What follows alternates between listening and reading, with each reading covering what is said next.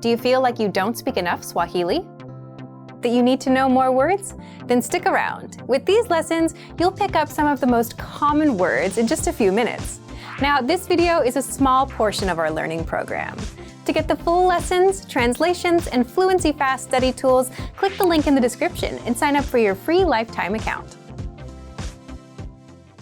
Learning to carry a conversation is vital to mastery of any language.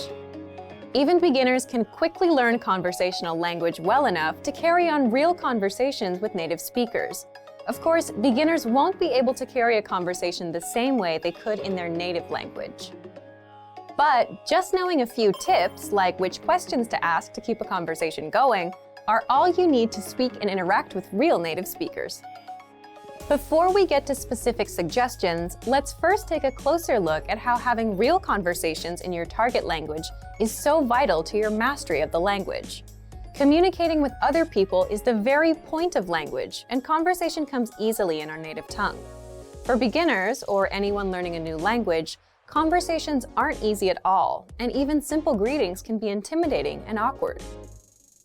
Nothing kills a conversation faster than long periods of awkward silence, so you need practice and specific strategies to avoid them. When you know what to say to keep a conversation going, communication becomes much easier, and you make a better impression on your listener. Nothing will help you learn to speak a language faster and truly master the language than having real conversations with native speakers. Conversations quickly expose you to slang, cultural expressions, and vocabulary that force you to absorb and assimilate information faster than any educational setting. And that's a great thing. But how can you possibly have real conversations with real people if you're just starting out? Here are 3 proven methods that even beginners can quickly use to learn conversational language to make a great impression and avoid awkward silences. First, ask questions to keep a conversation going. For beginners and even more advanced speakers, the key is to ask questions to keep a conversation going. Of course, they can't be just random questions, or else you may confuse the listener. But by memorizing a few key questions and the appropriate time to use them, you can easily carry a conversation with minimal vocabulary or experience. And remember, the more conversations you have, the quicker you will learn and master the language. Second, learn core vocabulary terms as quickly as possible. You don't need to memorize thousands of words to learn conversational language. In fact, with just a couple hundred words, you could have a very basic conversation. And by learning maybe 1,000 to 2,000 words, you could carry a conversation with a native speaker about current events, order in restaurants, and even get directions. To help you get started with this, check out our 2,000 common words, also known as our core list. These 2,000 words are all you need to learn to speak fluently and carry a conversation with a native speaker. Third, study video or audio lessons that you can play and replay again and again. If you want to know how to carry on a conversation, then you need exposure to native speakers, and the more, the better.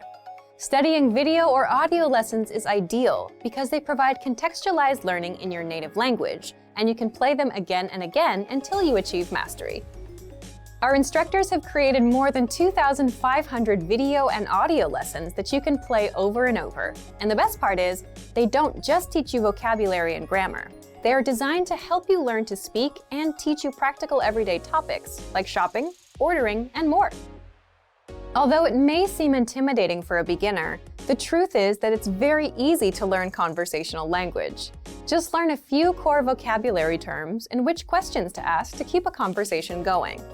Our language learning program has the world's largest online collection of video and audio lessons by real instructors, plus tons of advanced tools to help you learn to speak and carry on a conversation quickly. Just a little practice and exposure to real conversations or lessons is all it really takes. So, if you're ready to finally learn a new language the fast, fun, and easy way, sign up for your free lifetime account by clicking on the link in the description. Signing up takes less than 30 seconds, and you'll start speaking from your very first lesson. If you enjoyed these tips, hit the like button, share the video with anyone who's trying to learn a new language, and subscribe to our channel. We release new videos every week. I'll see you next time. Bye! And in this first lesson, you're going to learn how to introduce yourself in Swahili. You learn both an informal and formal way to do it. But unlike many other languages, there is not a very big difference between informal and formal speech in Swahili. First, let's see how Kenyan people introduce themselves in an informal situation. Habari, mimi ni Medina. Nina furaha kukutana na wewe.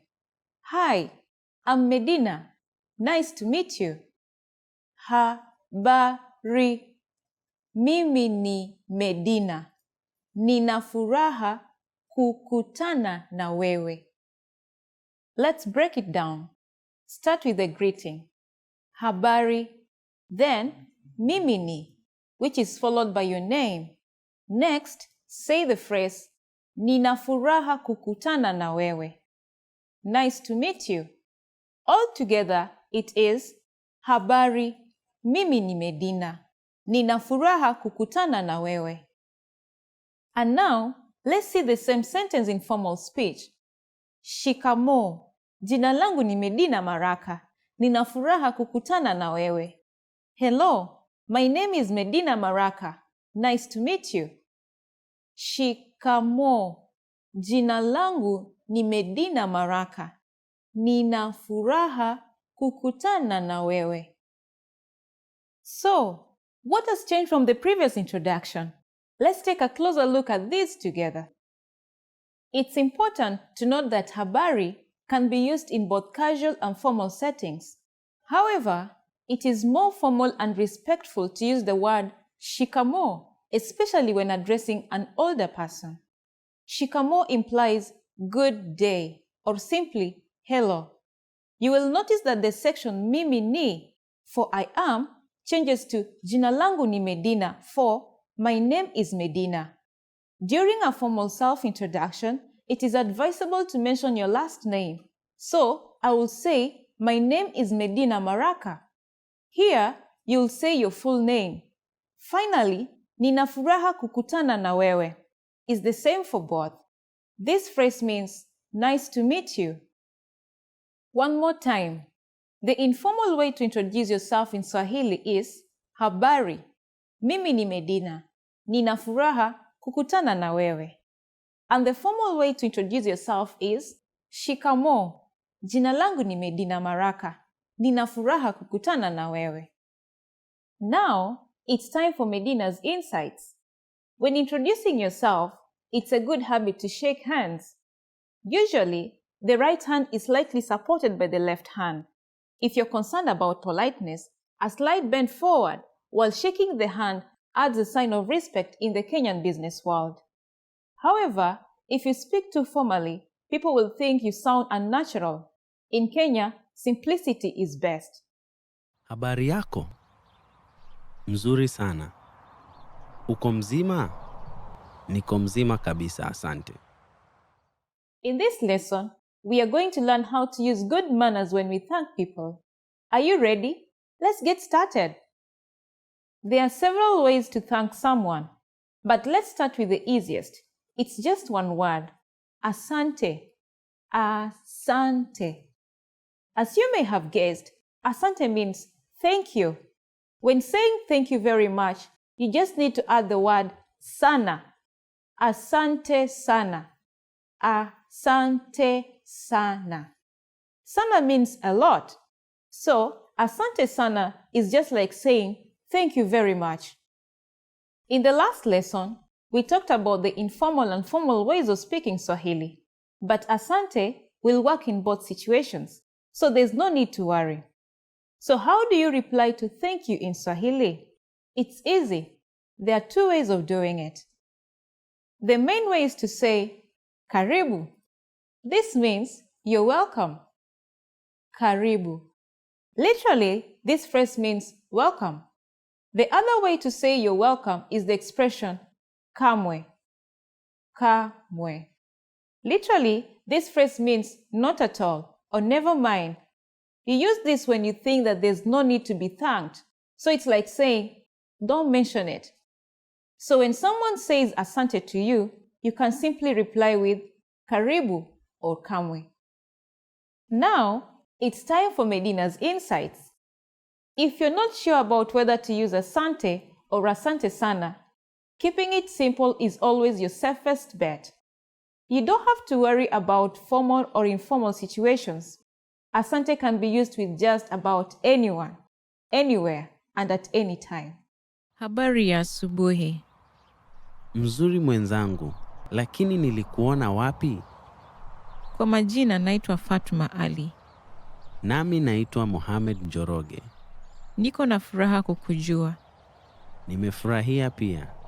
Nimetumwa na rafiki yako nije nikuone. Haya basi, nikusaidiaje? Asante sana kwa kuja kuniona hospitalini. Karibu sana. Nilivyosikia umejifungua mapacha, niliamua lazima nije. Nashukuru. Nimekuletea zawadi. Zingine za hawa watoto na zingine zako. Asante sana mwenzangu. Nashukuru. In this lesson, we'll learn some of the most common greetings used in Kenya. Uko tayari? Are you ready? Tuanze! So let's get started. The most commonly used informal greeting is habari. Habari. Habari means hi or hello. We use it when we meet people. We can use this greeting with friends or relatives, but also with people we don't know. We used this phrase in lesson 1. Do you remember? And do you remember what the formal way of greeting people is? Shikamoo. Shikamoo. Do you also remember that habari can be used both in formal and casual settings? During the evening, we say, habari ya jioni.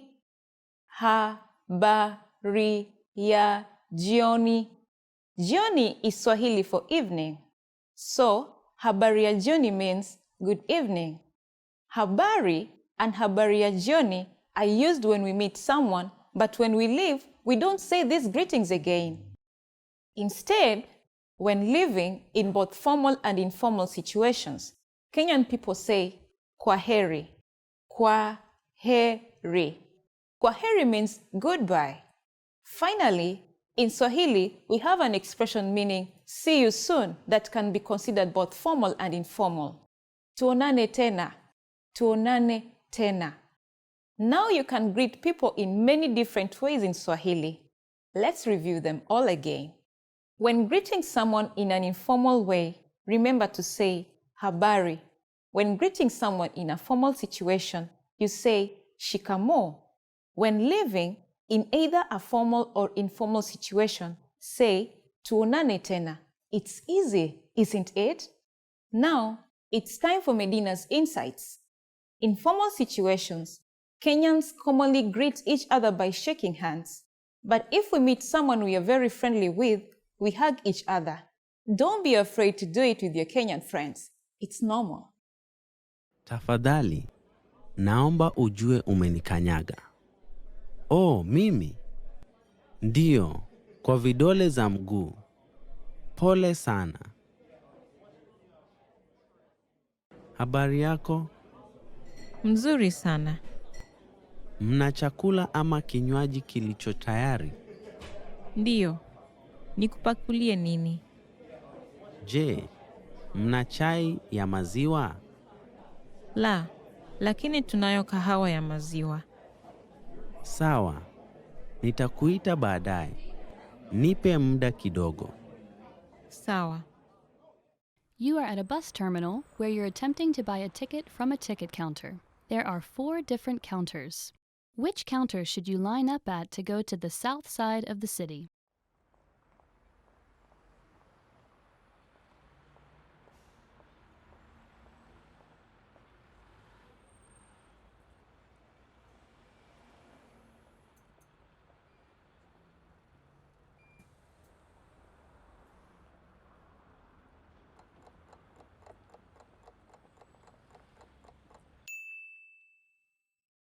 Which counter should you line up at to go to the south side of the city?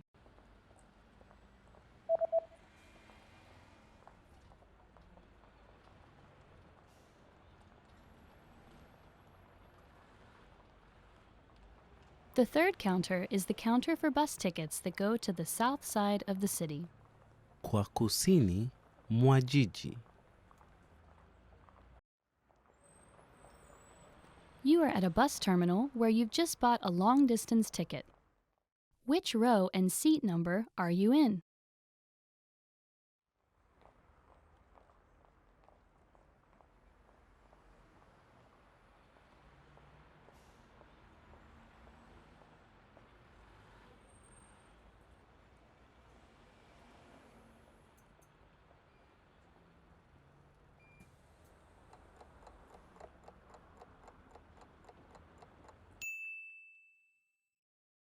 Which row and seat number are you in?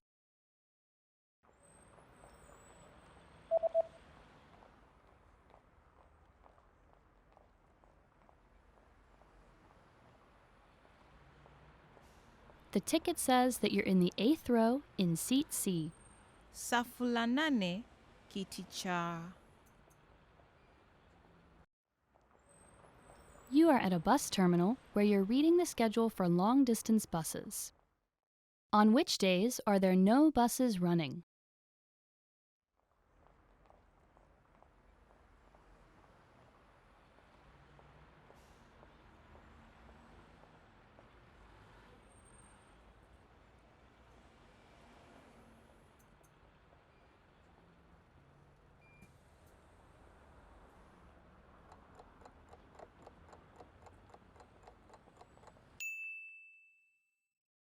On which days are there no buses running?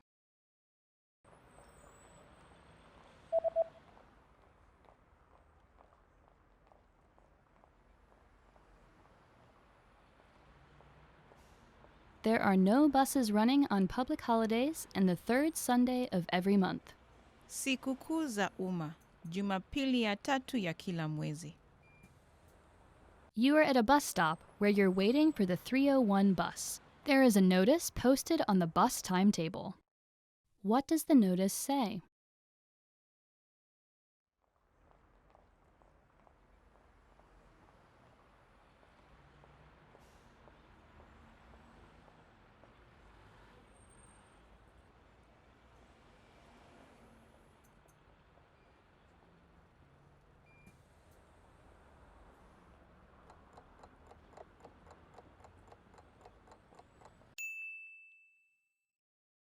What does the notice say?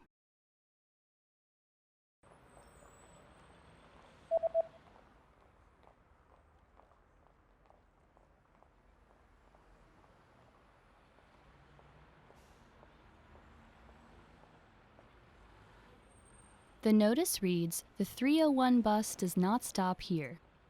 Basi nambari 301 halisimami hapa. You just got off a bus at a bus terminal and you're looking to catch a taxi. Which direction should you go to get to the taxi rank?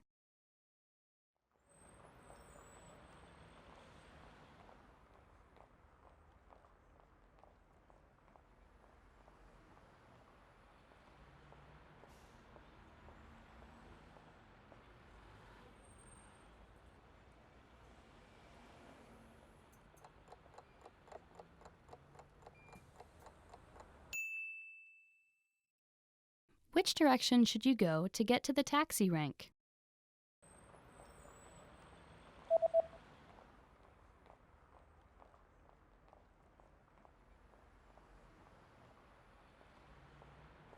You should head east to get to the taxi rank.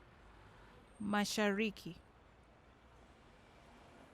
Yeah, welcome everyone. It's Medina again. Welcome to Swahili Pod 101. Today, we are going to look at the top 25 phrases in Swahili. Let's have fun. Jambo. Hello. Okay, the first phrase is jambo. Hello. Jambo. Jambo is one of the most simple greetings in Kenya. Anyone can use it at any time. In fact, we love using it with tourists. Please visit Kenya and just say jambo. Habari za asubuhi. Good morning. Okay, the next phrase is habari za asubuhi. Good morning. Habari za asubuhi.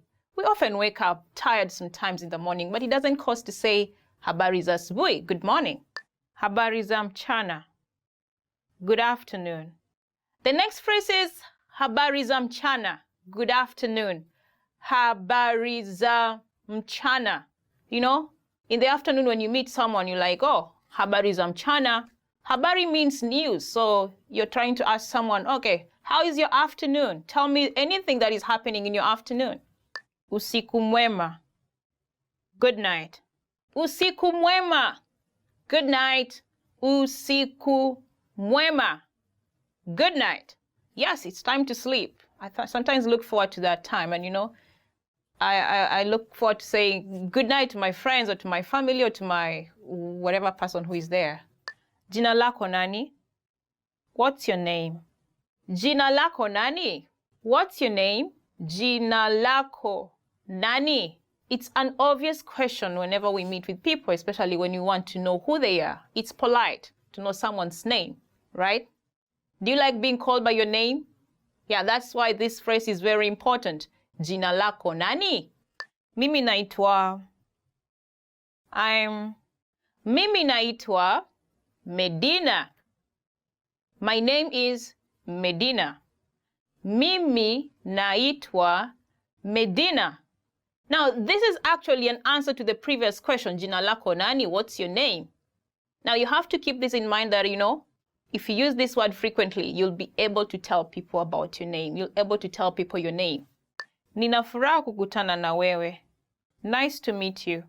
Nina furaha kukutana na wewe. Nice to meet you. Nina furaha kukutana na wewe. Nice to meet you. I mean, it's really polite. I always feel like energized when someone says, nice to meet you. It can be awkward when someone says, oh, I did not want to meet you, you know, but we rarely hear that. Just use that word, nice to meet you. Habari gani? How are you? Habari gani? How are you? Habari in Swahili means news.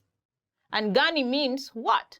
So what news? Actually, what you're trying to ask here is like, what do you have? I mean, what is all about your life right now in a polite way, you know? Then someone will say, mzuri, or it's okay. They will not go on telling you whatever is happening all around, but, you know, they'll just say it's fine or not good, you know? So it's an important phrase. Niko salama, asante, na wewe? I am fine, thanks. And you? Niko salama, asante. Fine, thanks. And you? Niko salama, asante means, oh, I'm fine. Literally, that is what it means. I'm fine, thank you. Then you take it back. What about you? You are concerned about the person who is asking you, you know? If you just say, oh, I'm fine, thanks, then you keep quiet, you know? I mean, we do that sometimes, but, you know, sometimes you want to show concern, so you ask, na wewe, and you? Tafadhali, please. Tafadhali, please. It's a magic word all around the world. So tafadhali is one of those words that you want to embrace when you visit Kenya. Tafadhali, whenever you're asking a favor, just say tafadhali. Excuse me, tafadhali, tafadhali. That's one great word you need to remember. Asante, thank you. Asante, thank you. It's also one of the magic words that relates to tafadhali, please. You know, asante is like you're appreciating whatever favor you received from someone who did you a favor. So it's also one of those words you like to embrace whenever and wherever. Karibu, you're welcome. Karibu, you're welcome. Karibu. Karibu is one of the most common words used in Kenya. For example, when someone knocks your door, you'll say, oh, karibu. That means come in, or welcome, actually. Then, in some circumstance when someone gives you something, you'll say thank you, right? Now, the person who is giving, you will say karibu. Karibu means welcome. So it can be a joke, but you know what? You can go and ask them, or you can go and ask as many favors as you can, because they said karibu. I mean, that's a joke. You don't have to take it seriously, though. Dio, yes. Dio, yes. Dio. Dio is a response. Whenever someone asks a question, you can say dio if it's a positive answer, to the question. It depends. You know, there are the yes, no questions. Yeah, that is where it lies. Dio. Umefika Kenya? Dio. Umekula chakula? Ndio. Umefika Kenya means, have you arrived in Kenya? You'll say yes, which is ndio. Have you eaten food? Umekula chakula? You'll say ndio, yes. Hapana, no. Hapana, no. Hapana. Hapana is an answer to the yes-no question, just like ndio. Ndio means yes, as we looked at it previously. Now here it's no. Umefika Kenya? Hapana. Have you arrived in Kenya? No. Umekula chakula? Have you eaten food? No. Hapana. Sawa. Okay. Sawa. Okay. Sawa. Okay. Sawa. Sawa is used to acknowledge that you agree to whatever has been said. For example, you can say, sawa, nimeelewa maelezo yako. Okay, I've understood the explanation. Niwie radhi. Excuse me. Niwie radhi. Excuse me. Niwie radhi. This is a very handy word, especially when you want someone to excuse you for something. Niwie radhi. Naweza angalia mzigo wako? Excuse me, can I check your bag? Samahani. I'm sorry. Samahani. I am sorry. Samahani. Samahani is also one of those polite words that you really need to remember. It comes handy when you make a mistake. Samahani, nimechelewa. I'm very sorry that I'm late. Ni saa ngapi? What time is it? Ni saa ngapi? What time is it? Ni saa ngapi? Of course, you'll want to know time.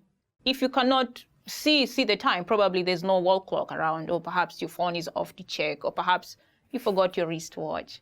You'll ask your friend, ni saa ngapi? Msala ni wapi? Where is the restroom? Msalani ni wapi? Where is the restroom? Msalani ni wapi? Now, for real, you may need this word really, especially if nature keeps calling on you. You know, you may want to ask, hey, tafadhali, msalani ni wapi? Excuse me, where is the restroom? Subiri kidogo. Wait a moment. Subiri kidogo. Wait a moment. Subiri kidogo. When you're caught up doing something and someone asks for a favor, you may use this word. Just a moment. Subiri kidogo. Bei ya hii ni nini? How much is this? Bei ya hii ni nini? How much is this? Bei ya hii ni nini? How much is this? Bei ya hii ni nini? Now, he there stands for the thing that you want to buy. For example, you can say, bei ya hii nguo ni nini? How much is this dress? Saidia, help. Saidia, help. Saidia. Saidia! Imagine you're drowning. What will you do?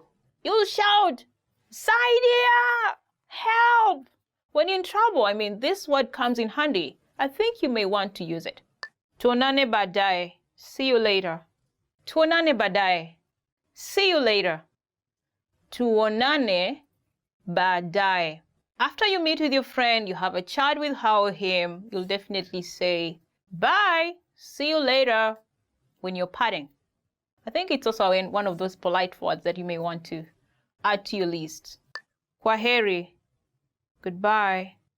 Kwaheri, goodbye. Kwaheri, goodbye.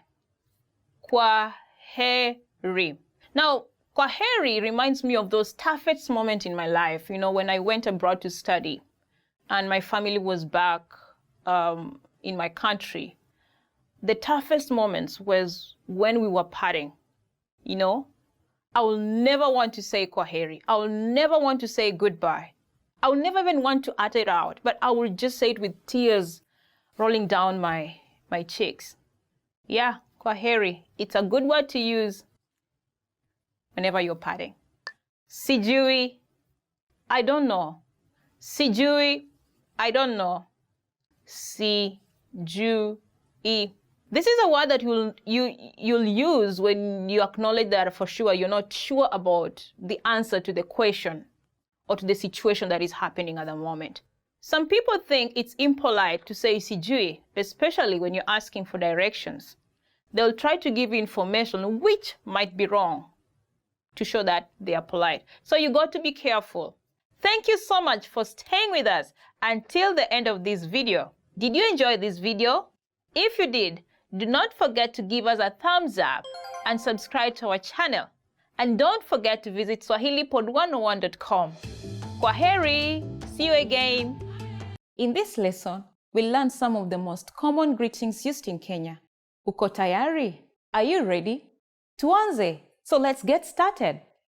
The most commonly used informal greeting is habari. Habari. Habari means hi or hello. We use it when we meet people. We can use this greeting with friends or relatives, but also with people we don't know.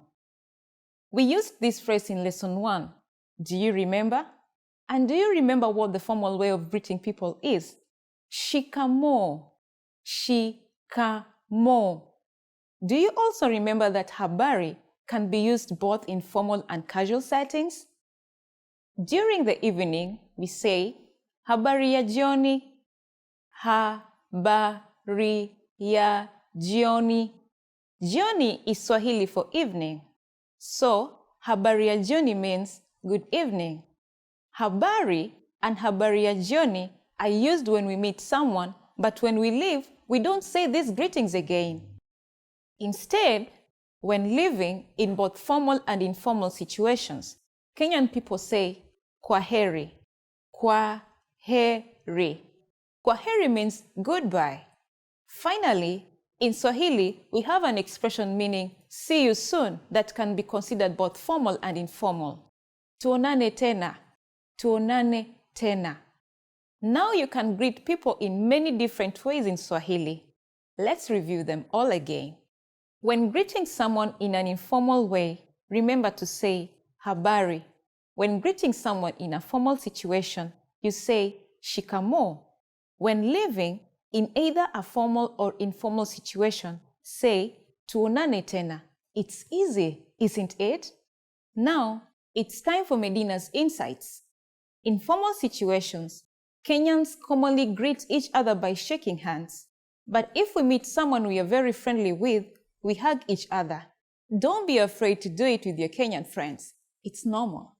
And in this first lesson, you're going to learn how to introduce yourself in Swahili. You learn both an informal and formal way to do it. But unlike many other languages, there is not a very big difference between informal and formal speech in Swahili. First, let's see how Kenyan people introduce themselves in an informal situation. Habari, mimi ni Medina. Nina furaha kukutana na wewe. Hi, I'm Medina. Nice to meet you. Habari, mimi ni Medina. Nina furaha kukutana na wewe. Let's break it down. Start with the greeting. Habari, then mimi ni, which is followed by your name. Next, say the phrase, Nina furaha kukutana na wewe. Nice to meet you. Altogether, it is, habari, mimi ni Medina. Nina furaha kukutana na wewe. And now, let's see the same sentence in formal speech. Shikamoo. Jina langu ni Medina Maraka. Nina furaha kukutana na wewe. Hello, my name is Medina Maraka. Nice to meet you. Shikamoo. Jina langu ni Medina Maraka. Nina furaha kukutana na wewe. So, what has changed from the previous introduction? Let's take a closer look at these together. It's important to note that habari can be used in both casual and formal settings. However, it is more formal and respectful to use the word shikamoo, especially when addressing an older person. Shikamoo implies good day or simply hello. You will notice that the section mimi ni for I am changes to jina langu ni Medina for my name is Medina. During a formal self-introduction, it is advisable to mention your last name. So, I will say, my name is Medina Maraka. Here, you'll say your full name. Finally, Nina furaha kukutana na wewe is the same for both. This phrase means nice to meet you. One more time. The informal way to introduce yourself in Swahili is habari. Mimi ni Medina. Nina furaha kukutana na wewe. And the formal way to introduce yourself is shikamoo. Jina langu ni Medina Maraka. Nina furaha kukutana na wewe.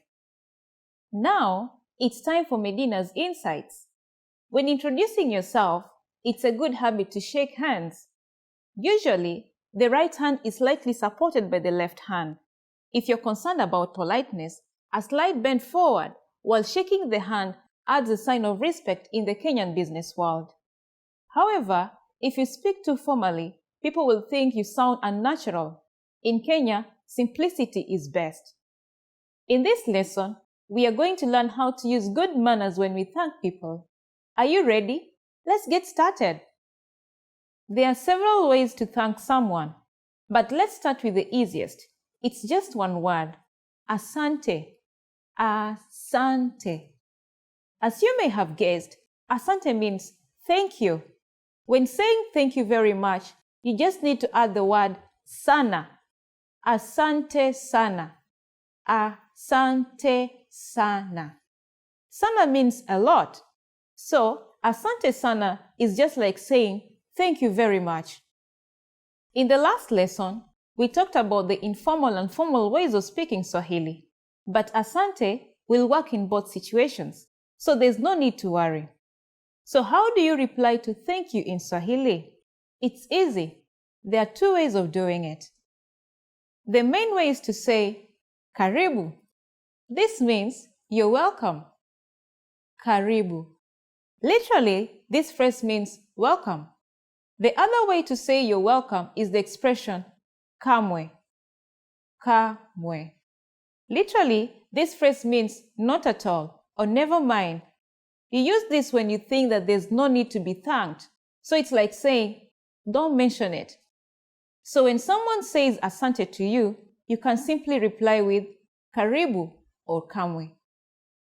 Now, it's time for Medina's insights. If you're not sure about whether to use asante or asante sana, keeping it simple is always your safest bet. You don't have to worry about formal or informal situations.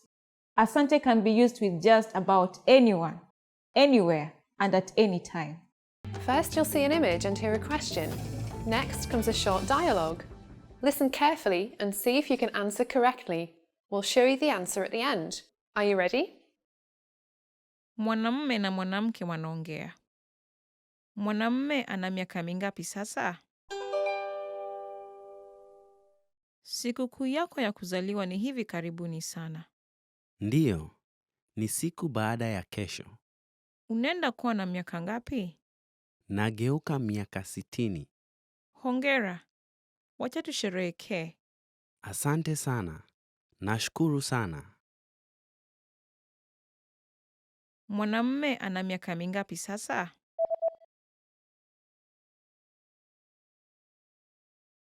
Mwanamume na mwanamke wanaongea. Mwanamume ana miaka mingapi sasa? Sikukuu yako ya kuzaliwa ni hivi karibuni sana. Ndiyo, ni siku baada ya kesho. Unaenda kuwa na miaka ngapi? Nageuka miaka 60. Hongera. Wacha tusherehekee. Asante sana. Nashukuru sana. First, you'll see an image and hear a question. Next comes a short dialogue. Listen carefully and see if you can answer correctly. We'll show you the answer at the end. Are you ready? Mwanamume na mwanamke wanaongea. Nani anaishi na mwanamume? Mbona usikuje kwa nyumba yangu wakati mwingine hivi karibuni?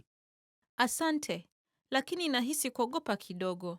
Ningelipenda kujua familia yako kabla sijakutana nao. Sawa, babangu ni mfanyikazi wa ofisi na kozi yake ni kuvua.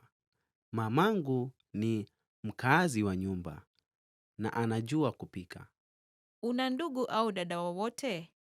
Ndiyo, nina dada mkubwa na ndugu mdogo. Dadangu ameoleka na anaishi Ulaya. Ndugu yangu ni mwanafunzi katika shule ya upili. Una familia nzuri. Ningelipenda kukutana na kuongea nao.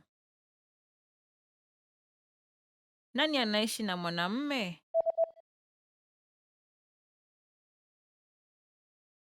Mwanamume na mwanamke wanaongea. Nani anaishi na mwanamume? Mbona usikuje kwa nyumba yangu wakati mwingine hivi karibuni? Asante, lakini nahisi kuogopa kidogo. Ningelipenda kujua familia yako kabla sijakutana nao. Sawa, babangu ni mfanyikazi wa ofisi na kozi yake ni kuvua. Mamangu ni mkaazi wa nyumba na anajua kupika. Una ndugu au dada wowote? Ndiyo, nina dada mkubwa na ndugu mdogo. Dadangu ameoleka na anaishi Ulaya. Ndugu yangu ni mwanafunzi katika shule ya upili. Una familia nzuri. Ningelipenda kukutana na kuongea nao.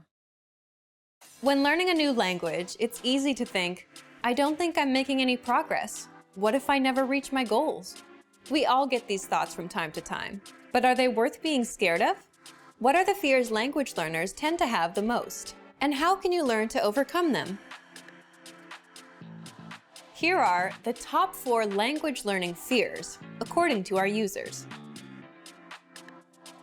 Number 1, I'm not good enough to start speaking yet. This is a pretty common fear or misconception that most learners have. Here's how you overcome it. The best way to get good at speaking is to start speaking from day 1. You need to open your mouth and just start talking. If you think you're not good enough, just focus on the lines you want to say.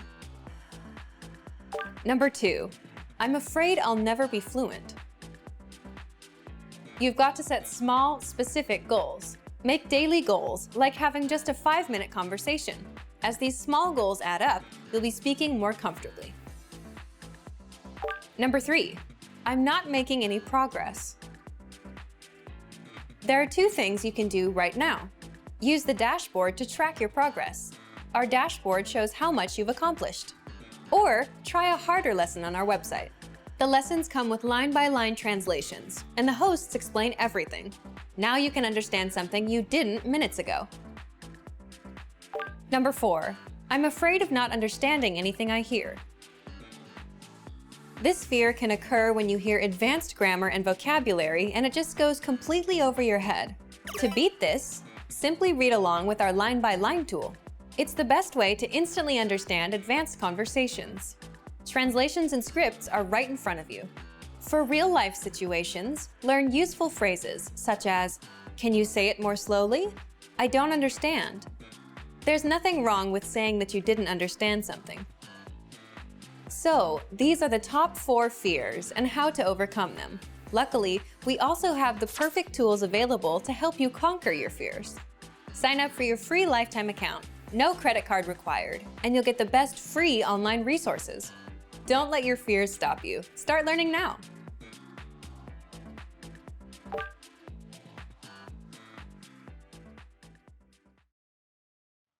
Mwanamume anaripoti katika mkutano kuhusu nyendo za mauzo ya kampuni yake. Anatumia chati gani kati ya hizi mbili katika hotuba yake? Tafadhali tazama kijikaratasi. Chati ya kushoto inaonyesha mauzo ya kampuni yetu katika miaka 3 iliyopita na utabiri wa mauzo katika mwaka huu. Chati ya kulia inaonyesha mauzo katika miezi hadi mwezi wa Oktoba wa mwaka huu. Sasa tafadhali tazama chati ya kushoto. Inaonyesha vile mazao ilikuwa ikiongezeka kwa utaratibu katika miaka 3 iliyopita. Tukiweza kupandisha mauzo yetu, mauzo kwa jumla ya mwaka huu utaonyesha kuongezeka kutoka mwaka jana. Aidha, tazama chati ya pili. Inaonyesha kuwa kampeni tulizofanya Aprili na Agosti zilikuwa za manufaa. Naelewa, lakini mauzo yalipungua Mei na Septemba tukifuatilia makampeni. Ndiyo, lakini matukio kama haya hayawezi kuepukika. Natarajia mauzo ya kila mwaka katika mwaka huu kupanda ukilinganishwa na mwaka jana, ijapokuwa tutazidi kuongeza mauzo yetu. Anatumia chati gani kati ya hizi mbili katika hotuba yake?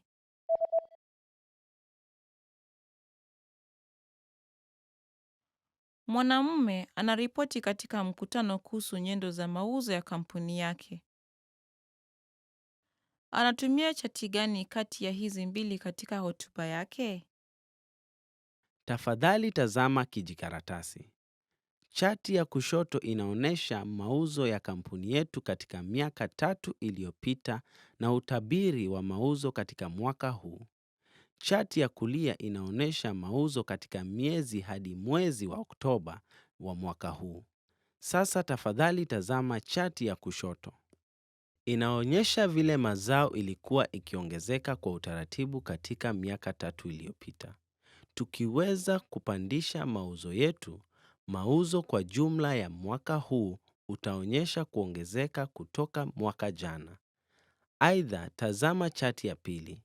Inaonyesha kuwa kampeni tulizofanya Aprili na Agosti zilikuwa za manufaa.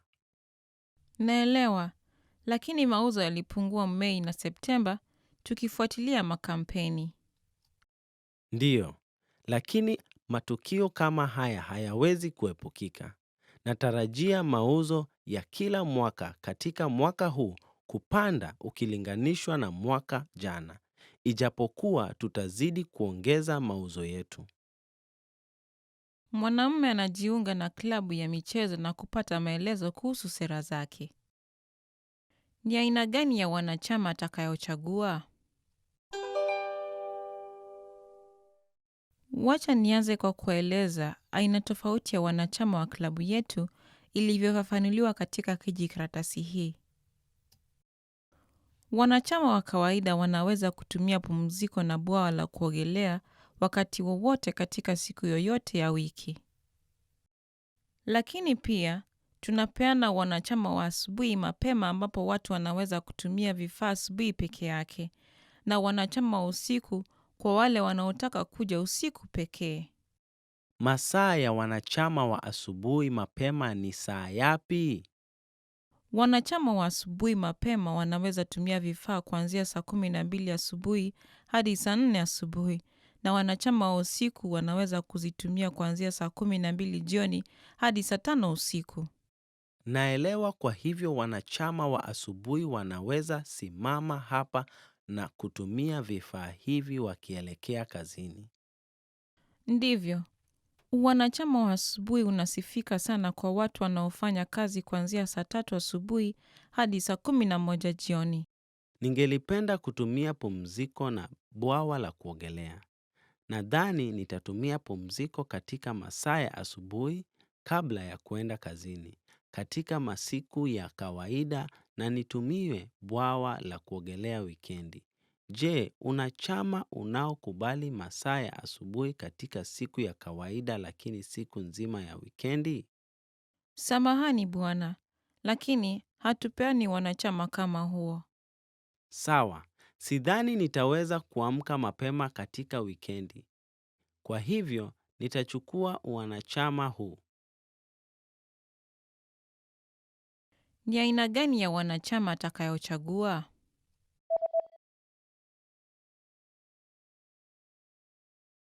Mwanamume anajiunga na klabu ya michezo na kupata maelezo kuhusu sera zake. Ni aina gani ya wanachama atakayochagua? Wacha nianze kwa kueleza aina tofauti ya wanachama wa klabu yetu ilivyofafanuliwa katika kijikaratasi hii. Wanachama wa kawaida wanaweza kutumia pumziko na bwawa la kuogelea wakati wowote katika siku yoyote ya wiki.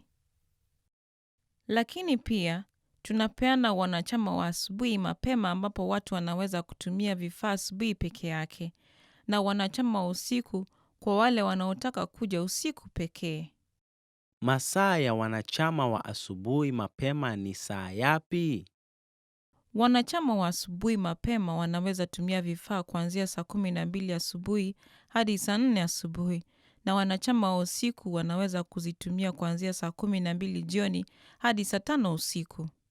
Naelewa, kwa hivyo wanachama wa asubuhi wanaweza simama hapa na kutumia vifaa hivi wakielekea kazini. Ndivyo. Wanachama wa asubuhi unasifika sana kwa watu wanaofanya kazi kuanzia saa 3 asubuhi hadi saa 11 jioni. Ningelipenda kutumia pumziko na bwawa la kuogelea. Nadhani nitatumia pumziko katika masaa ya asubuhi kabla ya kuenda kazini, katika masiku ya kawaida, na nitumie bwawa la kuogelea wikendi. Je, una chama unaokubali masaa ya asubuhi katika siku ya kawaida lakini siku nzima ya wikendi? Samahani bwana, lakini hatupeani wanachama kama huo. Sawa, sidhani nitaweza kuamka mapema katika wikendi. Kwa hivyo, nitachukua wanachama huu. Mwanamke anaongea na mwanamume anayefanyia kazi kampuni ya nje ya kuchapisha kuhusu kipeperushi ya bidhaa mpya. Siku ya mwisho ya utungo wa kwanza wa rasimu ya kipeperushi ni lini? Tumeamua kuzindua bidhaa mpya katika mwezi wa Oktoba 15 na tungelipenda kukupa mkataba wa kutengeneza vipeperushi hivyo. Asante sana. Tuna furaha sana kukusaidia katika mradi huu. Unaweza kutueleza kwa ufupi kuhusu ratiba? Unatarajia kupokea kila kitu lini? Sawa. Ukizingatia wakati unaochukua kuchapisha, tungelipenda kufikisha vipeperushi hivyo katika kituo cha uchapishaji kabla ya mwisho wa mwezi wa Septemba. Kwa hivyo, inawezekana utupe rasimu ya kwanza ukifikia katikati ya mwezi wa Agosti? Hata hivyo, tungelipenda kukupa aina 3 ya rasimu ya nakala ya kwanza, kisha uchague lile litakalokupendeza kulingana na mradi wako. Kisha, tutatengeneza rasimu ya mwisho kulingana na uamuzi wako. Hivyo basi, itakuwa vyema ukiweza kutupa wiki 2 zaidi ya kujiandaa katika hatua hii. Sawa. Pengine mwezi mmoja utatosha kuchagua mmojawapo wa rasimu utakazotengeneza na kuamulia rasimu ya mwisho. Vyema, tutakutegemea. Uko katika mikono mizuri. Timu yetu ya rasimu ndio bora zaidi. Asante sana. Siku ya mwisho ya utungo wa kwanza wa rasimu ya kipeperushi ni lini?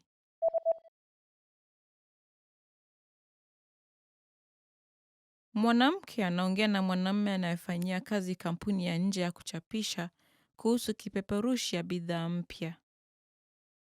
Siku ya mwisho ya utungo wa kwanza wa rasimu ya kipeperushi ni lini? Tumeamua kuzindua bidhaa mpya katika mwezi wa Oktoba 15 na tungelipenda kukupa mkataba wa kutengeneza vipeperushi hivyo. Asante sana. Tuna furaha sana kukusaidia katika mradi huu. Unaweza kutueleza kwa ufupi kuhusu ratiba? Unatarajia kupokea kila kitu lini? Sawa. Ukizingatia wakati unaochukua kuchapisha, tungelipenda kufikisha vipeperushi hivyo katika kituo cha uchapishaji kabla ya mwisho wa mwezi wa Septemba. Kwa hivyo, inawezekana utupe rasimu ya kwanza ukifikia katikati ya mwezi wa Agosti? Hata hivyo, tungelipenda kukupa aina 3 ya rasimu ya nakala ya kwanza, kisha uchague lile litakalokupendeza kulingana na mradi wako. Kisha, tutatengeneza rasimu ya mwisho kulingana na uamuzi wako. Hivyo basi, itakuwa vyema ukiweza kutupa wiki 2 zaidi ya kujiandaa katika hatua hii. Sawa. Pengine mwezi mmoja utatosha kuchagua mmojawapo wa rasimu utakazotengeneza na kuamulia rasimu ya mwisho. Vyema, tutakutegemea. Uko katika mikono mizuri. Timu yetu ya rasimu ndio bora zaidi. Asante sana. Mwanamke anapiga simu kuhifadhi tiketi ya tamthilia. Alipata viti gani 2? Hello. Hili ni chumba cha michezo cha Blackfriars. Naweza kukusaidia? Ningelipenda kupata tiketi 2 ya King Lear saa 11:30 jioni wa leo. Je, bado una viti zinazoweza kupatikana? Tuna nafasi chache zilizobaki. Samahani, lakini hatuna viti vinavyofuatana. Hata hivyo, ukipenda tunaweza kupa viti 2 tofauti. Sawa, hatujali. Je, una jambo lingine la kuuliza? Je, una viti vyovyote vya njia? Ndiyo, tuna kiti karibu na njia katika upande wa kushoto sehemu ya katikati. Na kulia kwake, baada ya viti 3, kuna kiti kingine wazi. Katika sehemu ya upande? Sawa, hivyo basi nipe hicho kiti. Hakika. Je, na kile kingine? Una kiti karibu na sehemu ya kati? Viti vilivyobaki ni kutoka mstari wa kwanza hadi wa 3. Sijali sana kuhusu kutemewa mate na waigizaji. Kwa hivyo, Chumba hiki ni kidogo. Nadhani utaweza penda tamthilia hii hata ukiwa mwisho wa mstari wa upande. kweli. Kwa hivyo, nitachukua kile ulichotaja mbeleni katika sehemu ya kushoto. Alipata viti gani 2?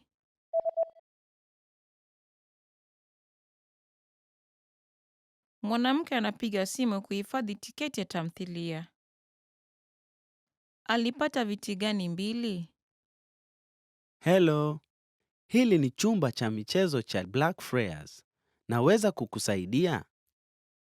Ningelipenda kupata tiketi 2 ya King Lear saa 11:30 jioni wa leo. Je, bado una viti zinazoweza kupatikana? Tuna nafasi chache zilizobaki. Samahani, lakini hatuna viti vinavyofuatana. Hata hivyo, ukipenda tunaweza kupa viti 2 tofauti. Sawa, hatujali. Je, una jambo lingine la kuuliza? Je, una viti vyovyote vya njia? Ndiyo, tuna kiti karibu na njia katika upande wa kushoto sehemu ya katikati. Na kulia kwake, baada ya viti 3, kuna kiti kingine wazi. Katika sehemu ya upande? Sawa, hivyo basi nipe hicho kiti. Hakika. Je, na kile kingine? Una kiti karibu na sehemu ya kati? Viti vilivyobaki ni kutoka mstari wa kwanza hadi wa 3. Sijali sana kuhusu kutemewa mate na waigizaji. Kwa hivyo, Chumba hiki ni kidogo. Nadhani utaweza penda tamthilia hii hata ukiwa mwisho wa mstari wa upande. kweli. Kwa hivyo, nitachukua kile ulichotaja mbeleni katika sehemu ya kushoto. Mwanamume na mwanamke wanaongea kuhusu kujiandaa kwa hotuba watakayokuwa nayo kesho katika ofisi yao. Baada ya maongezi haya, mwanamke atachunguza nini? Sawa. Nadhani tuko karibu tayari kufanya hotuba kesho. Vitu chache tu vya kuzingatia. Mkutano utaanza saa 3 kamili. Kwa hivyo, waweza kukagua chumba cha mkutano tena leo? Vyema, nimekagua chumba hicho. Vizuri sana. Je, ulihakikisha kuwa projekta inafanya kazi vizuri? Oh, nilitarajia kukagua projekta kesho asubuhi nikiwa na kompyuta yangu. La, ni lazima tukalikague leo. Hatutakuwa na nafasi ya kurekebisha ikiwa itakuwa na shida. Kwa hivyo, hakikisha umelikagua leo. Hilo ndilo jambo muhimu sana. Sawa. Nitafanya. Na ulishachapisha nakala kadhaa? Bitanaka anazichapisha sasa hivi. Na tutazame nini tena? Oh, ulikagua ubao? Ndivyo, nilikagua. Wakati mwingine, kalamu hazina wino wa kutosha kuandika. Ulipata nafasi ya kuzikagua? Bado, lakini nitahakikisha nimefanya hivyo baadaye. Vyema. Tafadhali hakikisha umefanya hivyo leo. Baada ya maongezi haya, mwanamke atachunguza nini?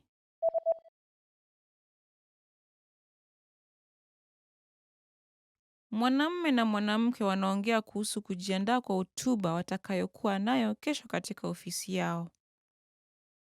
Baada ya maongezi haya, mwanamke atachunguza nini? Sawa. Nadhani tuko karibu tayari kufanya hotuba kesho. Vitu chache tu vya kuzingatia. Mkutano utaanza saa 3 kamili. Kwa hivyo, waweza kukagua chumba cha mkutano tena leo? Vyema, nimekagua chumba hicho. Vizuri sana. Je, ulihakikisha kuwa projekta inafanya kazi vizuri? Oh, nilitarajia kukagua projekta kesho asubuhi nikiwa na kompyuta yangu. La, ni lazima tukalikague leo. Hatutakuwa na nafasi ya kurekebisha ikiwa itakuwa na shida. Kwa hivyo, hakikisha umelikagua leo. Hilo ndilo jambo muhimu sana.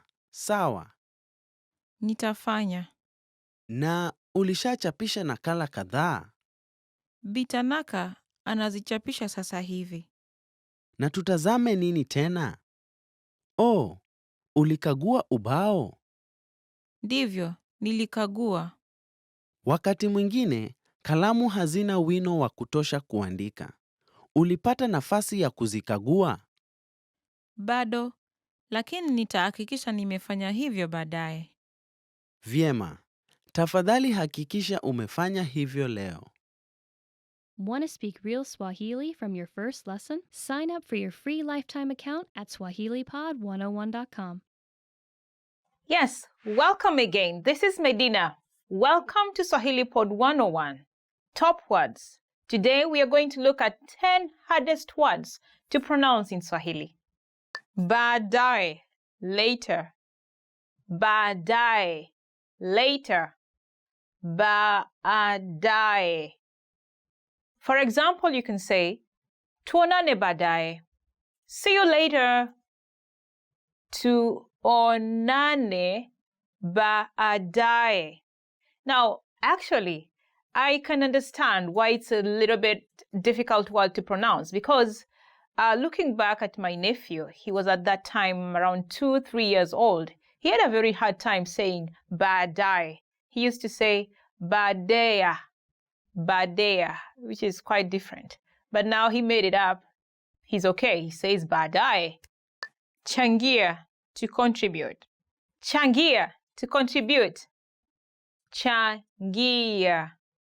Changia katika mikakati ya mambo makuu. To contribute to a greater cause.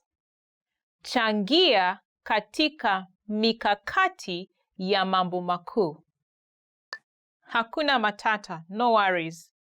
Hakuna matata, no worries. Hakuna matata. Hapa Kenya, hakuna matata. There are no worries here in Kenya. Actually, there's a song that goes, Kenya nchi yetu, hakuna matata.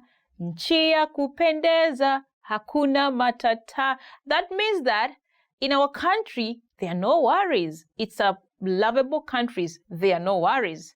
Yeah, hakuna matata is quite a handy word to use. Actually, it's in a song, so just learn the song and you get the word. If you're a fan of Lion King movie, I'm sure you've heard about this phrase. Kiangazi, hot season. Kiangazi, hot season.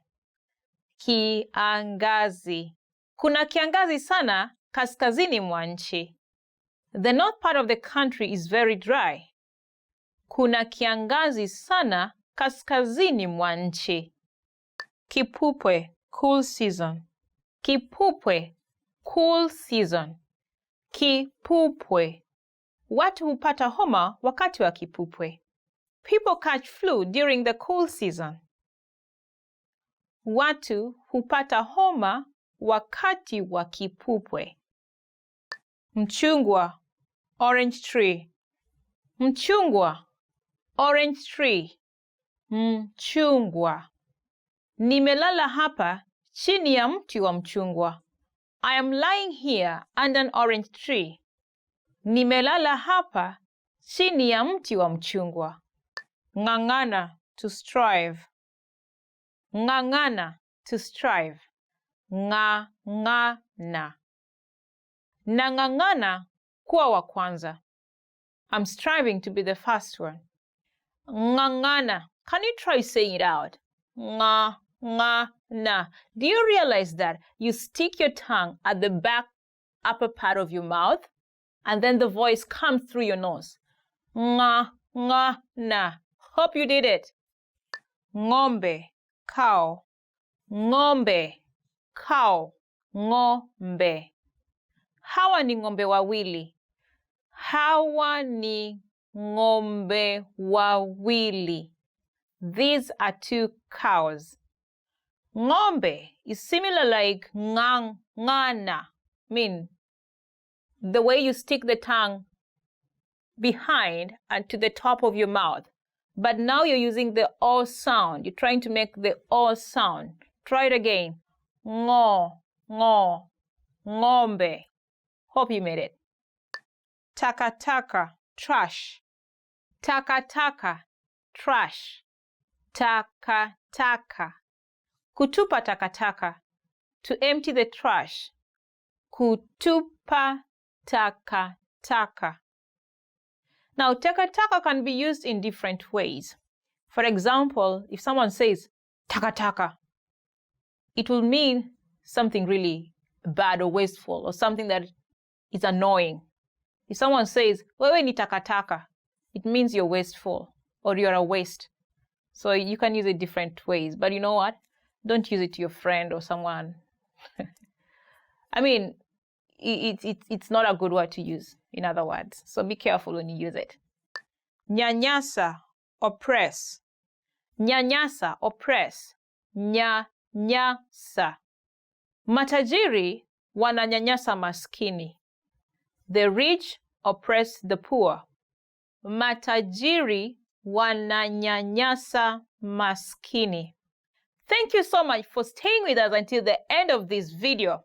Was it a long way to learn the top hardest word to pronounce in Swahili?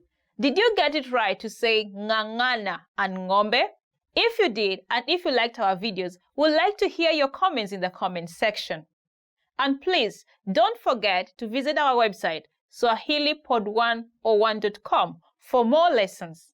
See you. Bye. Kwaheri.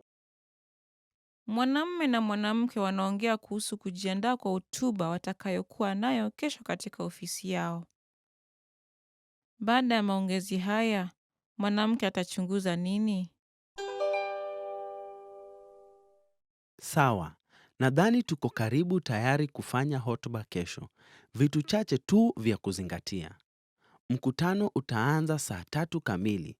Kwa hivyo, waweza kukagua chumba cha mkutano tena leo? Vyema, nimekagua chumba hicho.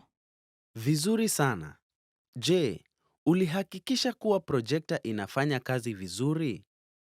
Oh, nilitarajia kukagua projekta kesho asubuhi nikiwa na kompyuta yangu. La, ni lazima tukalikague leo. Hatutakuwa na nafasi ya kurekebisha ikiwa itakuwa na shida. Kwa hivyo, hakikisha umelikagua leo. Hilo ndilo jambo muhimu sana. Sawa. Nitafanya. Na ulishachapisha nakala kadhaa? Bitanaka anazichapisha sasa hivi. Na tutazame nini tena?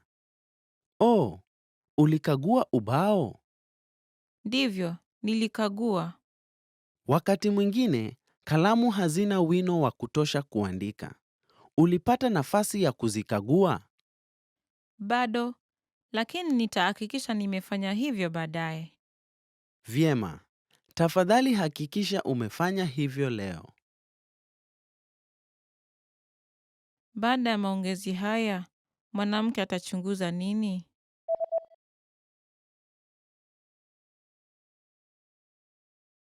Mwanamume na mwanamke wanaongea kuhusu kujiandaa kwa hotuba watakayokuwa nayo kesho katika ofisi yao. Baada ya maongezi haya, mwanamke atachunguza nini? Sawa. Nadhani tuko karibu tayari kufanya hotuba kesho. Vitu chache tu vya kuzingatia. Mkutano utaanza saa 3 kamili. Kwa hivyo, waweza kukagua chumba cha mkutano tena leo? Vyema, nimekagua chumba hicho. Vizuri sana. Je, ulihakikisha kuwa projekta inafanya kazi vizuri? Oh, nilitarajia kukagua projekta kesho asubuhi nikiwa na kompyuta yangu. La, ni lazima tukalikague leo. Hatutakuwa na nafasi ya kurekebisha ikiwa itakuwa na shida. Kwa hivyo, hakikisha umelikagua leo. Hilo ndilo jambo muhimu sana. Sawa? Nitafanya. Na ulishachapisha nakala kadhaa? Bitanaka anazichapisha sasa hivi. Na tutazame nini tena? Oh, ulikagua ubao? Ndivyo, nilikagua. Wakati mwingine, kalamu hazina wino wa kutosha kuandika. Ulipata nafasi ya kuzikagua? Bado, lakini nitahakikisha nimefanya hivyo baadaye. Vyema. Tafadhali hakikisha umefanya hivyo leo. Mwanamume na mwanamke wanachagua hoteli. Watachagua hoteli gani? Tunapaswa kuamua hoteli ya safari yetu ya mwezi ujao. Sawa. Wacha tuchunguze kwa mtandao. Hoteli ya bahari iko karibu na pwani. Inasema $120 kwa usiku kwa mtu. Na unapewa kifungua kinywa cha kujihudumia mwenyewe. Ni vipi kuhusu hoteli ya Pine? Ni $80 kwa usiku. Sitaki kupoteza gharama nyingi kwa makao. Lakini hoteli ya Pine ni mbali kutoka pwani na jijini. Na inasema utalipia wifi. Na vipi hoteli ya Sunrise? Kawaida hugharamia $140 kwa usiku. Lakini sasa kuna ukuzaji na tunaweza ishi usiku mmoja kwa $90. Liko katika pwani na jiji. Pia ina wifi bure. Linaonekana nzuri. Subiri. Linasema mpango huu ni wa wiki ijayo tu. Sikuona hiyo. Hivyo basi, mahali hapa hoteli ya Royal. Liko katikati ya jiji na inagharamia $100 kwa usiku. Chumba hakifanani nzuri, lakini kuna wifi ya bure. Sawa, wacha tuhifadhi hoteli hii. Tayari imehifadhiwa kikamilifu. Laiti. Hivyo basi nadhani ya kwanza ni bora. Imejaa? La sivyo. Watachagua hoteli gani?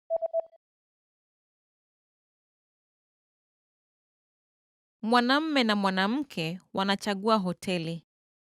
Watachagua hoteli gani? Tunapaswa kuamua hoteli ya safari yetu ya mwezi ujao. Sawa, wacha tuchunguze kwa mtandao. Hoteli ya bahari iko karibu na pwani. Inasema $120 kwa usiku kwa mtu. Na unapewa kifungua kinywa cha kujihudumia mwenyewe. Ni vipi kuhusu hoteli ya Pine? Ni $80 kwa usiku. Sitaki kupoteza gharama nyingi kwa makao. Lakini hoteli ya Pine ni mbali kutoka pwani na jijini. Na inasema utalipia wifi. Na vipi hoteli ya Sunrise? Kawaida hugharamia $140 kwa usiku. Lakini sasa kuna ukuzaji na tunaweza ishi usiku mmoja kwa $90. Liko katika pwani na jiji. Pia ina wifi bure. Linaonekana nzuri. Subiri. Linasema mpango huu ni wa wiki ijayo tu. Sikuona hiyo. Hivyo basi, mahali hapa hoteli ya Royal. Liko katikati ya jiji na inagharamia $100 kwa usiku. Chumba hakifanani nzuri, lakini kuna wifi ya bure. Sawa, wacha tuhifadhi hoteli hii. Tayari imehifadhiwa kikamilifu. Laiti. Hivyo basi nadhani ya kwanza ni bora. Imejaa? La sivyo. Mwanamume na mwanamke wanazungumza kuhusu mpangilio wa chumba cha mkutano. Watapanga meza jinsi gani? Wacha tupange meza kwa ajili ya mkutano wa kesho. Sawa.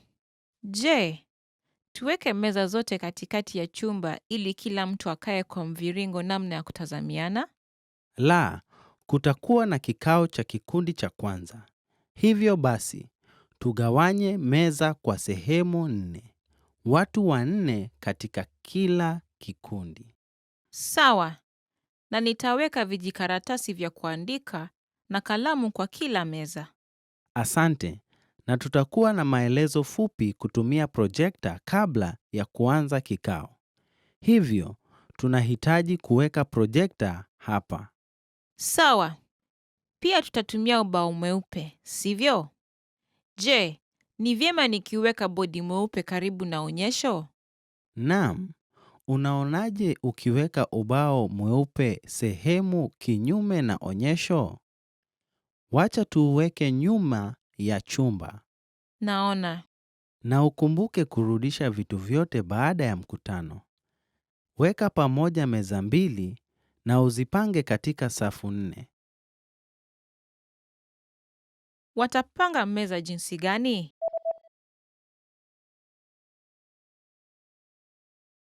Mwanamume na mwanamke wanazungumza kuhusu mpangilio wa chumba cha mkutano. Watapanga meza jinsi gani? Wacha tupange meza kwa ajili ya mkutano wa kesho. Sawa. Je, tuweke meza zote katikati ya chumba ili kila mtu akae kwa mviringo namna ya kutazamiana? La, kutakuwa na kikao cha kikundi cha kwanza. Hivyo basi, tugawanye meza kwa sehemu 4. Watu 4 katika kila kikundi. Sawa. Na nitaweka vijikaratasi vya kuandika na kalamu kwa kila meza. Asante. Na tutakuwa na maelezo fupi kutumia projekta kabla ya kuanza kikao. Hivyo, tunahitaji kuweka projekta hapa. Sawa. Pia tutatumia ubao mweupe, sivyo? Je, ni vyema nikiweka bodi mweupe karibu na onyesho? Naam, unaonaje ukiweka ubao mweupe sehemu kinyume na onyesho? Wacha tuuweke nyuma ya chumba. Naona. Na ukumbuke kurudisha vitu vyote baada ya mkutano. Weka pamoja meza 2 na uzipange katika safu 4. Mwanamume na mwanamke wanaongea kuhusu vifaa vya ofisi. Mwanamume ataagiza nini? Unahitaji kuangalia stoa ya vifaa vya ofisi yetu na uagize vitu tunavyohitaji mara moja kwa mwezi. Hebu tuangalie pamoja wakati huu kutumia orodha hii. Asante. Hebu basi tuanze na karatasi. Inaonekana kama kuna sanduku moja tu iliyobaki. Sisi hutumia karatasi nyingi kila siku. Kwa hivyo, tuagize sanduku zingine 2. Sawa. Rangi ya wino inaisha kwa printer. Tuagize hiyo. Oh, hiyo si tatizo kwa sababu hatuchapishi nyaraka kwa rangi. Huchapishi? Sawa. Ni kana kwamba kalamu ya wino ya ubao mweupe unaisha wino. Ndiyo, hizo zinapaswa kubadilisha. Tunapata punguzo tukiagiza seti za kalamu 5. Hivyo basi, tufanye hivyo. Sawa. Na tunaweza agiza mausi wakati huo. Mausi yangu inaonekana kufanya kazi polepole. Naam, nadhani ni kwa vile betri inaisha. Wacha tuangalie store ya betri na kuagiza ikiwa hatuna mengi iliyobaki. Hakika. Naam. Tuna betri 3 hapa. Unaweza chukua hizi 2 kwa mausi yako, lakini nunua pakiti 6 za betri kuzirudisha. Mwanamume ataagiza nini?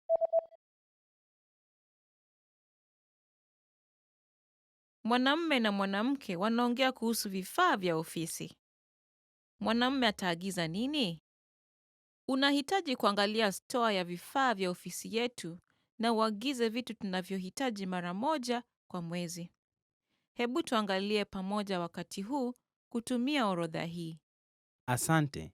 Hebu basi tuanze na karatasi. Inaonekana kama kuna sanduku moja tu iliyobaki. Sisi hutumia karatasi nyingi kila siku.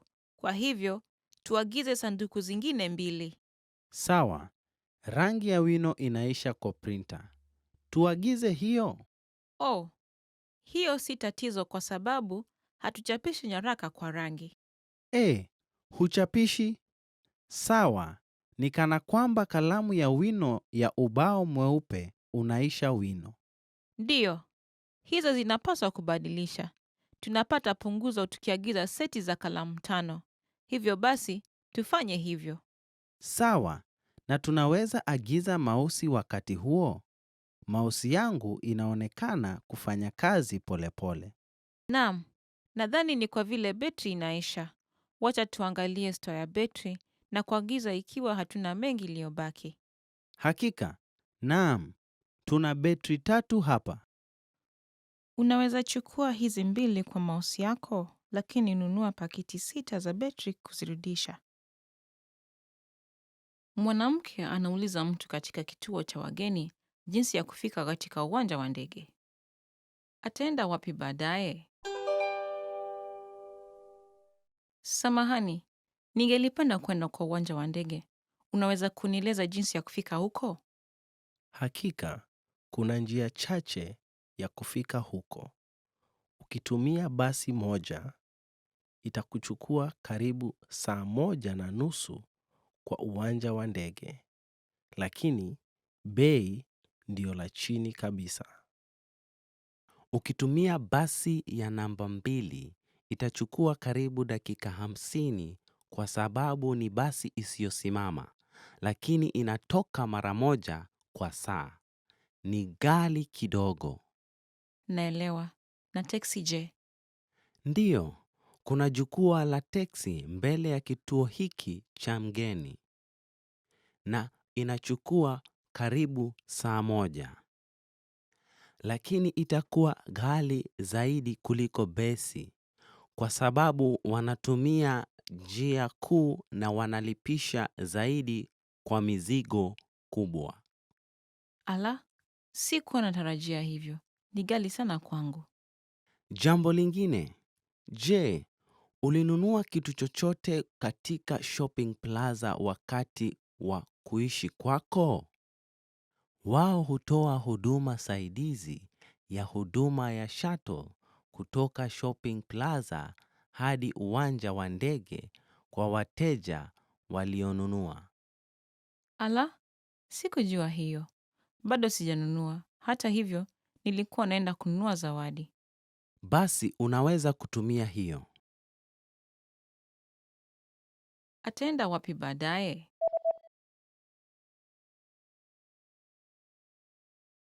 Mwanamke anauliza mtu katika kituo cha wageni jinsi ya kufika katika uwanja wa ndege. Ataenda wapi baadaye? Samahani, ningelipenda kwenda kwa uwanja wa ndege. Unaweza kunieleza jinsi ya kufika huko? Hakika, kuna njia chache ya kufika huko. Ukitumia basi moja, itakuchukua karibu saa 1:30 kwa uwanja wa ndege. Lakini, bei ndio la chini kabisa. Ukitumia basi ya namba 2, itachukua karibu dakika 50 kwa sababu ni basi isiyosimama, lakini inatoka mara moja kwa saa. Ni ghali kidogo. Naelewa. Na teksi je? Ndiyo, kuna jukwaa la teksi mbele ya kituo hiki cha mgeni. Na inachukua karibu saa 1. Lakini itakuwa ghali zaidi kuliko besi kwa sababu wanatumia njia kuu na wanalipisha zaidi kwa mizigo kubwa. Ala, sikuwa natarajia hivyo. Ni ghali sana kwangu. Jambo lingine, je, ulinunua kitu chochote katika shopping plaza wakati wa kuishi kwako?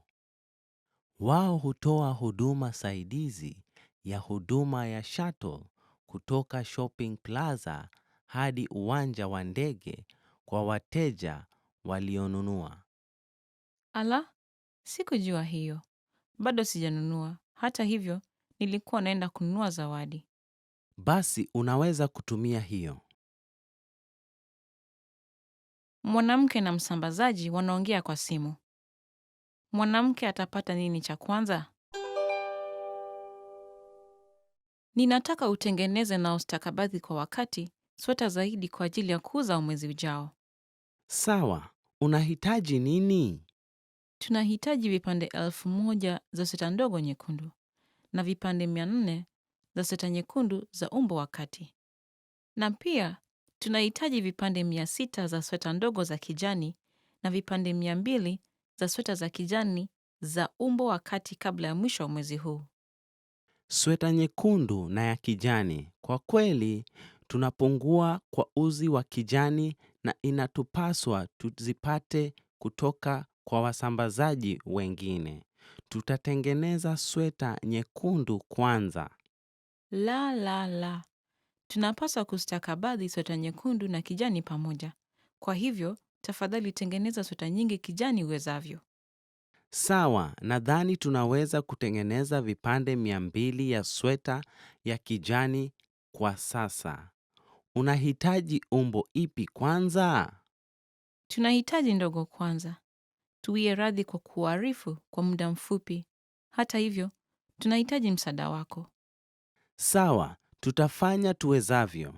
Tutastakabadhi sweta kijani na sweta zote nyekundu. Mwanamke atapata nini cha kwanza?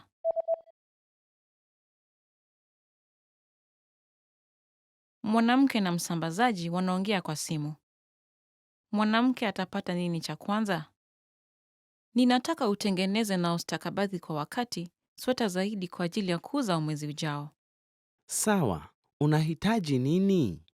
Tunahitaji vipande 1000 za sweta ndogo nyekundu na vipande 400 za sweta nyekundu za umbo wa kati. Na pia tunahitaji vipande 600 za sweta ndogo za kijani na vipande 200 za sweta za kijani za umbo wa kati kabla ya mwisho wa mwezi huu.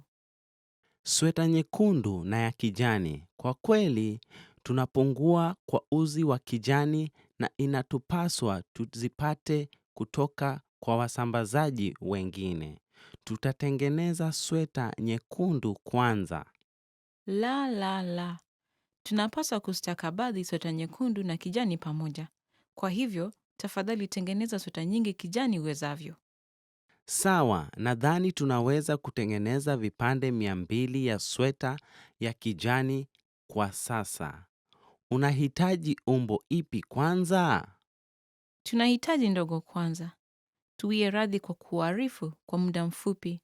Hata hivyo, tunahitaji msaada wako. Sawa, tutafanya tuwezavyo. Tutastakabadhi sweta kijani na sweta zote nyekundu. Want to speak real Swahili from your first lesson? Sign up for your free lifetime account at SwahiliPod101.com. Yes, welcome to Swahili Pod 101. Again, it's Medina with you. Now, today we are going to do something really special. We are going to talk about 10 words you never want to hear. No, don't say this on my ears. You know, something like that. Do you have that experience? Now, follow me and let's have fun. Je, umeongeza uzito hivi karibuni? Je, umeongeza uzito hivi karibuni? Have you gained weight recently? Actually, in Kenya, adding weight is not really a big issue because people think the bigger you are in mass, the wealthier you are or the richer you are. So there's nothing really bad about adding weight when you compare it with other countries like probably Japan or the States, where you may get hard when someone talks about your weight. So feel free in Kenya. The only problem comes in when you're really cutting weight. So it's the opposite. If you're really cutting weight, yeah, people will be asking you, oh, what's happening, you know? What's happening? Don't you have food? Or are you stressed? So there are those kind of cultural differences. Una nywele ya rangi jivu. Una nywele ya rangi jivu. You have gray hair. You know, people have a difficult time accepting the fact that they are growing old. Yet it's a paradox of life, right? You're celebrating your birthday, but at the same time, you're growing old. Now, when you're growing old, it reaches a point when you're growing gray hair, right? And it's evident. You cannot hide it unless you're coloring your hair. Now, in Kenya, really, You don't want to tell someone that they're growing gray hair. You better say it with your friends about somebody, but you know, that will be gossiping. So I don't really recommend it. But usually you see the gray hair and keep it inside your heart. You appreciate the fact that, yeah, someone is growing and you keep it at that. Nilikueleza hivyo. Nilikueleza hivyo. I told you so. Actually, when you say it naturally, it comes out in a kind of arrogant way. Let's try it in Swahili. Nilikueleza hivyo. I told you so, you know? This is someone who kind of warned you beforehand that do not go that way. Then unfortunately, I mean, at that time it's not really unfortunate, but you know, you did it, and then there are those kind of consequences or things that happen that are not really good. Then you come back and, you know, your friend who warned you says on your face, I told you so. You don't want to hear that at that moment, especially when things are gone bad, you know? Umefutwa kazi. Umefutwa kazi. You're fired. You know, this phrase, when someone is firing you, sometimes they say it in a polite way, right? Umefutwa kazi. Not to make you feel like, okay, oh, the world is ending. But there are those ones who come literally and say, umefutwa kazi. You know what I mean? Like, you're fired, like, literally. It's like fire is coming on its way right there and then, and you feel like hell is burning loose. But you know what? It's one phrase that we do not really want to hear, and neither do we want to tell. Imagine someone is fired. I mean, I have friends who have been fired, and they will never want to tell. You'll just see by yourself. You'll not see them getting out of the house, and you're like, oh, what happened? You don't even want to go ask, you know? You're afraid. So you ask the neighbors. You hear from the neighbors that, oh, amefutwa kazi, which is kind of very sad. It's not a phrase that you want to hear. Not from your good friend either, right? Sio wewe, ni mimi. Sio wewe, ni mimi. It's not you, it's me. You know, this is one of the common phrases we hear when people are breaking up. Usually someone says this to take responsibility of the situation, like the breaking up. It sounds like polite, but it's like a cliche nowadays, and it's not a fun word to say. Sio wewe, ni mimi. Hope you never meet this word. I wish you luck. Asante kwa wasifu wako. Hata hivyo, nafasi hiyo ishachukuliwa. Asante kwa wasifu wako. Hata hivyo, nafasi hiyo ishachukuliwa. Thank you for your resume. However, the position has been filled. Okay, let us imagine you're looking for a job, like, yes, seriously. And honestly, this is seriously in Kenya because we have a pool of undergraduates who are looking for jobs every day, you know? You actually advertise for one position like this and you find like more than 1,000 applicants. You're like, okay, well, how should I prove myself to be smart? And you know, it's not like you've applied for one job, you've applied for quite a number of jobs, and this is the same message they send you. It's quite frustrating. You don't want to hear it. Anyway, if you're someone looking for a job, I am praying for you. Do not give up though. Keep going, keep fighting. That's what we were meant for. Tuwaone watu wengine. Tuwaone watu wengine. We should see other people. Now, this is a sad phrase in itself. Already, like, it's an explanation in itself. Someone is breaking up with you, and with that arrogance, like, oh, let's go see other people, you know? It's like he already has many other options. Probably you're just one of them, and you're like, oh, he's giving up on you to try the other options. It's quite sad though, right? It's quite sad. And like previously, I hope this never comes your way. But the bright side is, you may end up getting someone who will treat you better than the person who has left you. So never give up hope. Sina pesa yako leo. Sina pesa yako leo. I don't have your money today. Okay, I'm laughing, but it's quite serious, and it's quite a common phrase I hear quite from a lot of my friends. You know, when you're lending money, you should lend the amount you know you're willing to lose. That's what my mother tells me every time. Because, yeah, you lend this money and you go asking for it, and the person says, I don't have your money today. And, you know, you go back tomorrow and it's another today. So those todays sometimes never come to an end. So whenever you're lending money, just be careful. Be careful how much you're lending and to who. Once bitten, twice shy. So if you're lending money to the same person who says that I don't have your money today, you have to think again. I wish you luck in this. Inapaswa tuongee. Inapaswa tuongee. We need to talk. For me, this is one of the phrases that are for real. I never want to hear. And when it gets into my ears, I'm like, oh, there's trouble. I get so tensed up. I get so uncomfortable. And I just want to get out of it. I want to ask the person, okay, let's do it now so that we end it right now. I don't know about you. Please tell us your feelings at the comment sections later. We'd like to hear what you say. Nataka siku za kupumzika kutoka kazini. Nataka siku za kupumzika kutoka kazini. I want days off. Now, this is one of the words you don't want to hear when it's busy in the office. You know, it makes you imagine like, oh, why do you want days off when it's actually peak time, you know? We have so many clients coming in, then you want days off. Are you running away from work?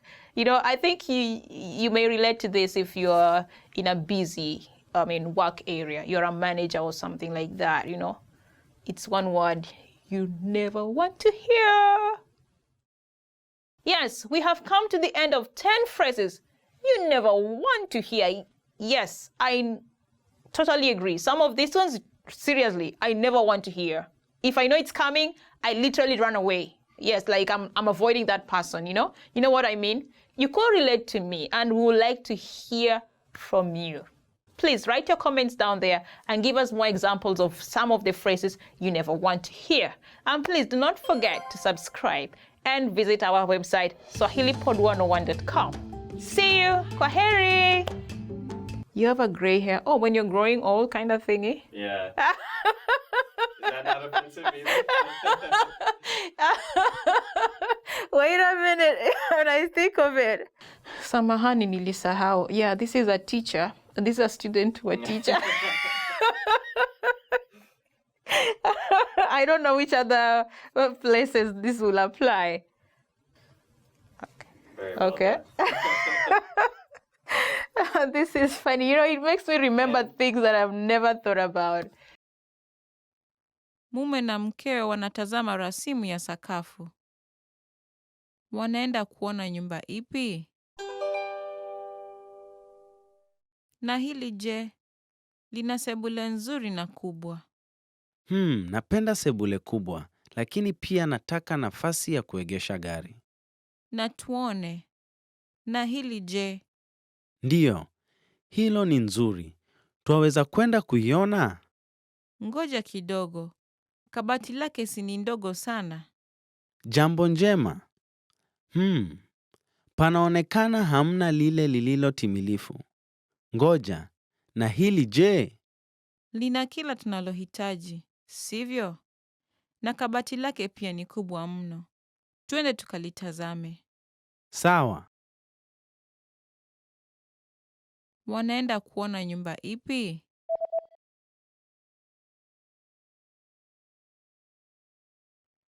Mume na mkewe wanatazama rasimu ya sakafu.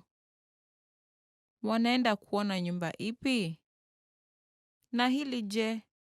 Lina sebule nzuri na kubwa. Napenda sebule kubwa, lakini pia nataka nafasi ya kuegesha gari. Na tuone. Na hili je? Ndiyo, hilo ni nzuri. Twaweza kwenda kuiona?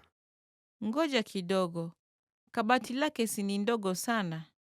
Jambo njema. Panaonekana hamna lile lililo timilifu. Ngoja, na hili je? Lina kila tunalohitaji, sivyo? na kabati lake pia ni kubwa mno. Twende tukalitazame. Sawa.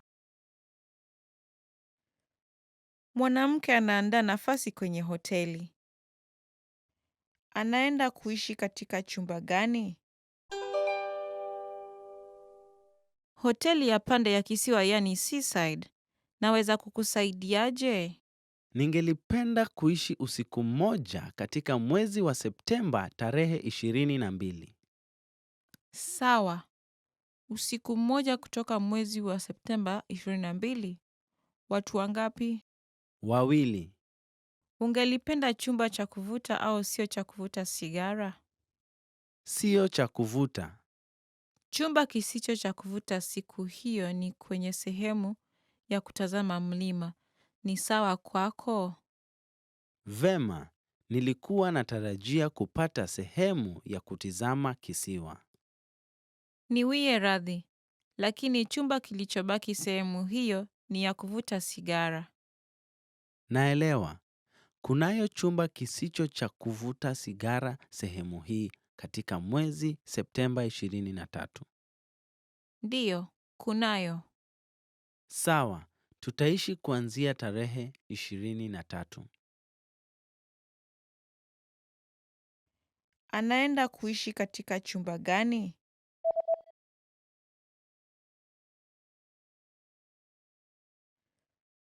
Mwanamke anaandaa nafasi kwenye hoteli.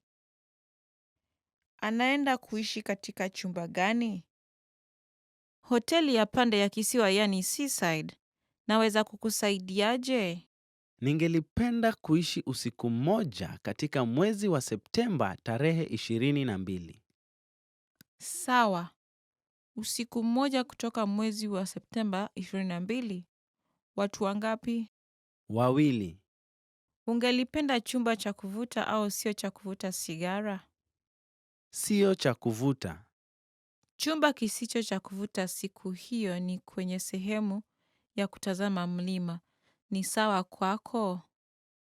Vema, nilikuwa natarajia kupata sehemu ya kutizama kisiwa.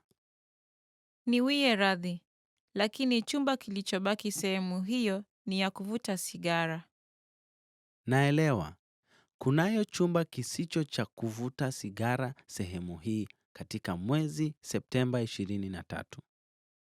Ndiyo, kunayo. Sawa, tutaishi kuanzia tarehe 23. Mwanamke anaongea na mtengenezaji nywele wake. Angelipenda kutengeneza nywele yake vipi? Hello, naweza kukusaidia? Hello, nina hifadhi ya birichie saa 9 ya mchana. Karibu Birichi. Njoo huku. Naweza kukusaidia vipi leo? Ningelipenda kubadilisha mtindo wa nywele yangu kidogo. Sawa, ungependa urefu gani? Urefu wa hadi kwenye bega. Sawa. Je, na nywele ya mbele ya uso? Ziwache. Wima chini au uwe na nafasi katika upande? Sehemu ya upande kidogo. Pande ipi? Pengine kushoto kidogo kutoka katikati. Naelewa. Tutaanza na shampoo, hivyo basi njoo huku. Angelipenda kutengeneza nywele yake vipi?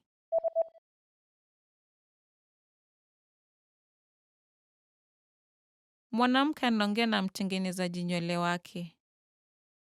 Angelipenda kutengeneza nywele yake vipi? Hello, naweza kukusaidia? Hello, nina hifadhi ya birichie saa 9 ya mchana. Karibu Birichi. Njoo huku. Naweza kukusaidia vipi leo? Ningelipenda kubadilisha mtindo wa nywele yangu kidogo. Sawa, ungependa urefu gani? Urefu wa hadi kwenye bega. Sawa. Je, na nywele ya mbele ya uso? Ziwache. Wima chini au uwe na nafasi katika upande? Sehemu ya upande kidogo. Pande ipi? Pengine kushoto kidogo kutoka katikati. Naelewa. Tutaanza na shampoo, hivyo basi njoo huku. Mwanafunzi wa kiume na kike wanatazama matangazo ya kazi. Mwanafunzi wa kike ataandikisha kazi ipi? Hebu, unadhania nini kuhusu kazi hii? Ujira wa saa moja ni juu sana. Ndivyo, ujira unaonekana mzuri sana, lakini waweza kupeleka magazeti sehemu tofauti? Bila shaka, mimi ni stadi kwa kuendesha baiskeli, lakini ninahofia kuamka mapema. Na hii je? Ujira sio kubwa vile, lakini unaweza kufanya kazi kwa masiku 2 au 3 kwa wiki na kuanza kufanya kazi jioni. Ala, hii mchukuzi pesa katika supermarketi, sivyo? Itakuwa nzuri kufanya kazi baada ya shule. Hii katika duka la kahawa linaweza kuwa nzuri pia. Ndivyo, napapenda na iko kwenye barabara ya kwenda shuleni. Si mbaya, sivyo? Niandikishe ipi? Ipi iko katikati, duka la kahawa au ya kupeleka magazeti sehemu tofauti? Ujira wa kazi ya gazeti ni nzuri sana. Sawa, nimebadilisha uamuzi wangu. Itanibidi niamke mapema. Mwanafunzi wa kike ataandikisha kazi ipi?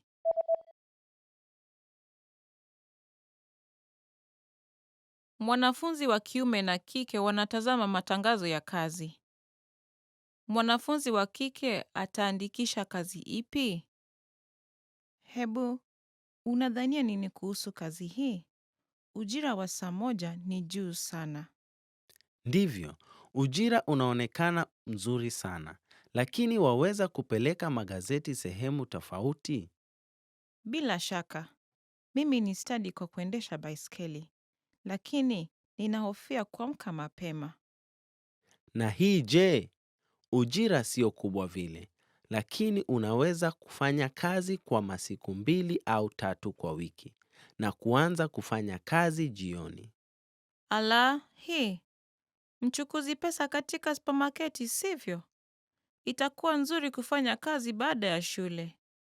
Hii katika duka la kahawa linaweza kuwa nzuri pia. Ndivyo, napapenda na iko kwenye barabara ya kwenda shuleni. Si mbaya, sivyo? Niandikishe ipi? Ipi iko katikati, duka la kahawa au ya kupeleka magazeti sehemu tofauti?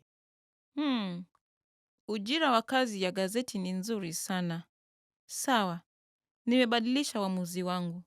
Itanibidi niamke mapema. Mwanamke anapima nguo huku akiongea na karani. Atanunua nguo gani? Inafanana vyema kwako na inakutosha vizuri sana.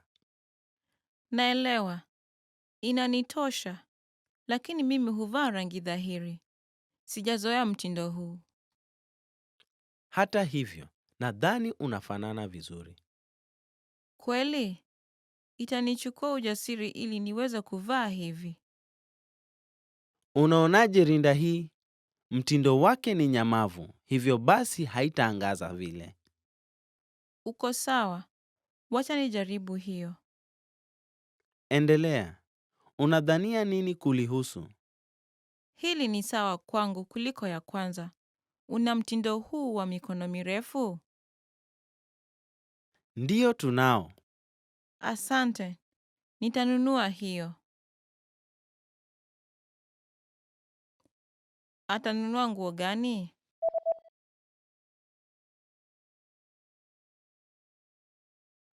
Mwanamke anapima nguo huku akiongea na karani. Atanunua nguo gani? Inafanana vyema kwako na inakutosha vizuri sana. Naelewa. Inanitosha, lakini mimi huvaa rangi dhahiri. Sijazoea mtindo huu.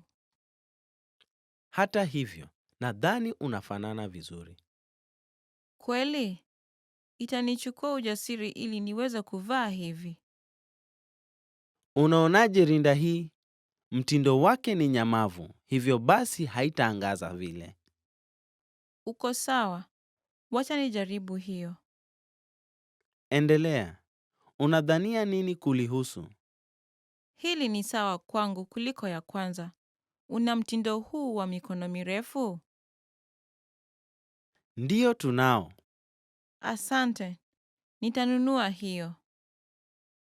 Remember, here's what you can do to learn all of these words by heart. Drill these words with our spaced repetition flashcards, which will help cement these words into your long-term memory. Save them to the word bank, your personal vocabulary collection, where you can print out your own study sheets, or review the words with our looped vocabulary slideshow, and play it until you know all of the words. So click the link in the description right now and sign up for your free lifetime account to get these lessons and study tools.